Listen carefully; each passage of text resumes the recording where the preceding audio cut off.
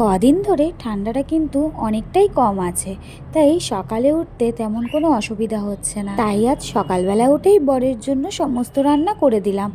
তো আগের দিন রাত্রেবেলায় সব কেটে কুটে জোগাড়জান্তি করে নিয়েছি, সকালে শুধু রান্নাটা করেছি। ফুলকপি আলু ভাজবো দেখে ফুলকপি আলুটা রাতেই কেটে রেখেছি, আর ডিম কষা করব বলে পেঁয়াজও কেটে রেখেছি, আর মশলাটাকেও রেডি করে রেখেছি। আর দেখো, মশলাটা মিক্সিতে পেস্ট করতে করতে এখানে আমার ফুলকপি আলু ভাজাটাও হয়ে গেল। আর আমি একটু নামানোর আগে ধনেপাতা কুচিও দিয়ে দিয়েছিলাম। এবার আমি ডিম কষাটা বানাবো, তাই প্রথমেই তো আমি ডিমটাকে আগেই সেদ্ধ করতে দিয়ে দিয়েছিলাম। আর এখন ডিমটাকে নুন হলুদ মাখিয়ে ভালো করে ভেজে নিলাম। বেশি করে না ভাজলে আমার বড় আবার ডিম খাবে না, তাই একটু ডিমটা বেশি করেই ভেজেছি।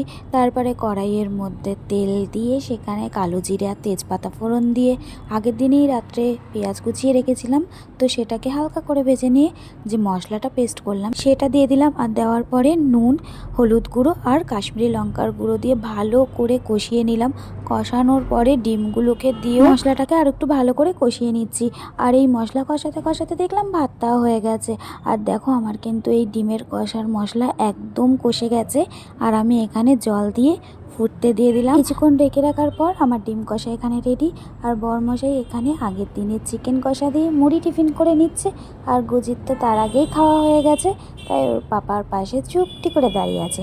আর এইখানে দেখো, আমি বরমশাইয়ের লাঞ্চ বক্স রেডি করে দিয়েছি।